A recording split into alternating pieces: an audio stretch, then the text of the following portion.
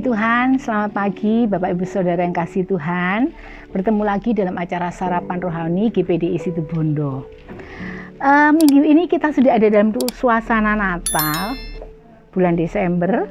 Natal, kita tahu Natal adalah kelahiran Yesus. Cuma pagi hari ini saya tidak bicara tentang Yesus, kelahiran Yesus secara spesifik, tapi saya akan menyampaikan berkaitan dengan satu tokoh yang terkait erat hubungannya dengan kelahiran Yesus. Siapa itu? Dia adalah Maria. Maria, ibu Yesus secara jasmani. Bapak Ibu Saudara yang di rumah bisa baca ini di dalam Lukas 1 ayat 26 sampai 38. Saya tidak akan bacakan semua ayat ini, nanti akan ada beberapa ayat saja. Kalau Bapak Ibu di rumah mendengarkan siaran pagi hari ini, silakan dibuka di dalam Lukas 1 ayat 26 sampai 38.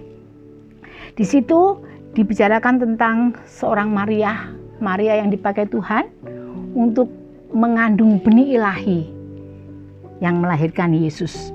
Maria ini adalah seorang perempuan yang sederhana. Dia sederhana, tinggal di Nazaret. Dia masih gadis, tetapi sudah bertunangan dengan Yusuf. Ya, Yusuf. Kita baca, kalau Bapak Ibu Saudara baca, bagaimana Maria didatangi oleh seorang malaikat yang bernama Gabriel, memberitakan bahwa Maria dipilih oleh Tuhan untuk mengandung Sang Juru Selamat, yaitu Yesus Kristus. Saat Maria mendengar itu, dia terkejut. Pastinya ya, karena dikatakan kamu akan mengandung. Sementara Maria merasakan, aku ini kan belum menikah Tuhan. Ya, kok aku mengandung? Apa kata orang nanti? Kalau aku belum menikah, ya sudah bertunangan. Tetapi aku mengandung. Dia terkejut. Dan kalau seorang yang belum menikah kemudian sudah mengandung, coba bisa kita bayangkan, itu sebuah aib besar yang harus ditanggung oleh wanita itu. Ini menjadi pikiran Maria ya. Dia terkejut. Mungkin ya, saya pribadi membayangkan kalau seandainya saya ya dikatakan kamu akan mengandung sementara saya misalkan belum menikah, ya pasti kaget ya. Aku belum menikah kok harus mengandung. Ini menjadi pergumulan pada batin Maria. Dia bergumul bagaimana hal ini. Ini merupakan satu pergumulan pada diri Maria. Dia bertanya dalam hatinya. Kita baca di dalam Lukas 1 ayat yang ke 34. Ya, Lukas 1 ayat ke-34, demikian bunyi firman Tuhan. Bagaimana hal itu mungkin terjadi karena aku belum bersuami?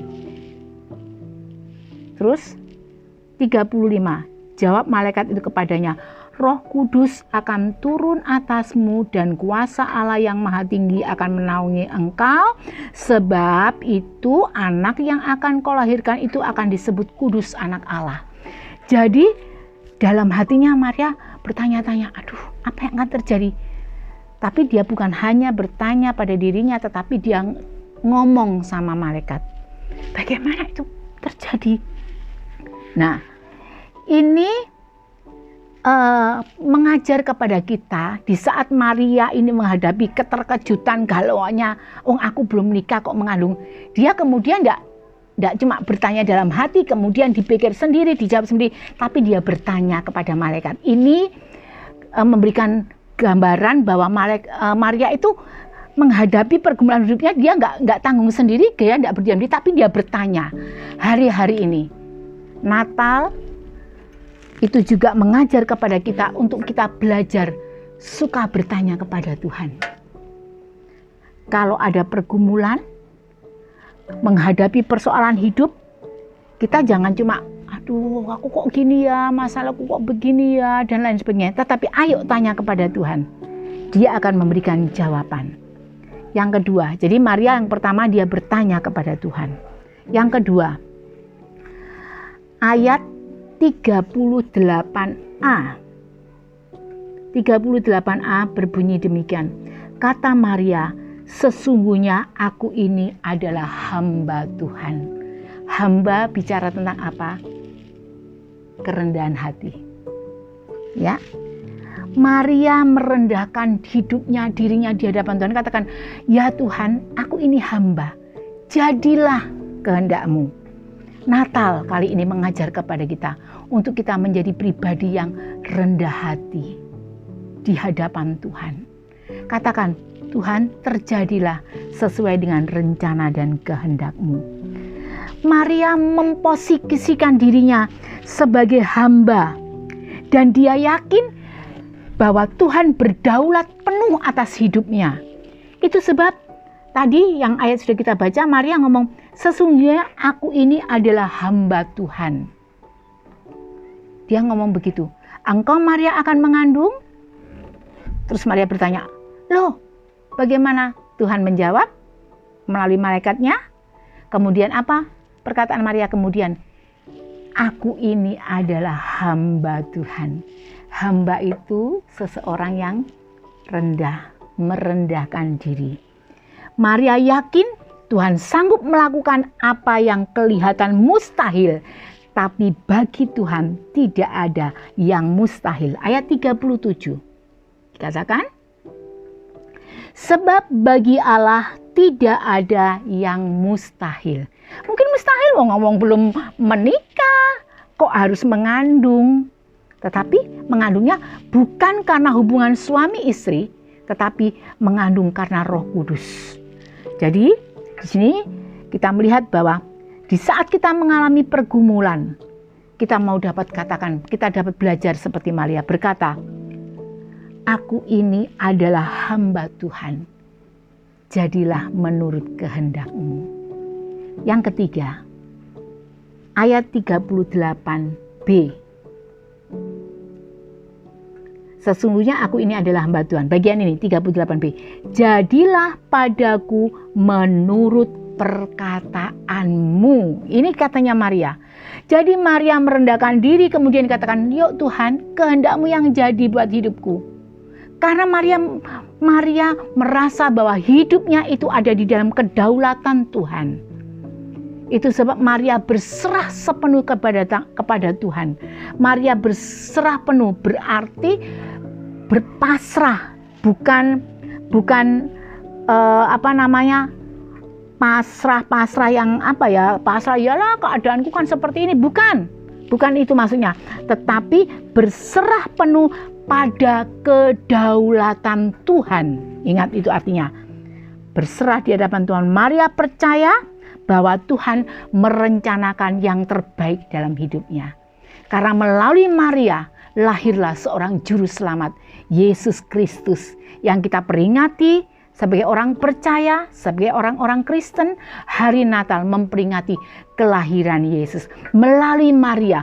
Kalau Maria tidak merendahkan diri, kalau Maria berontak, Maria tidak melawan apa yang maunya Tuhan, apa yang terjadi?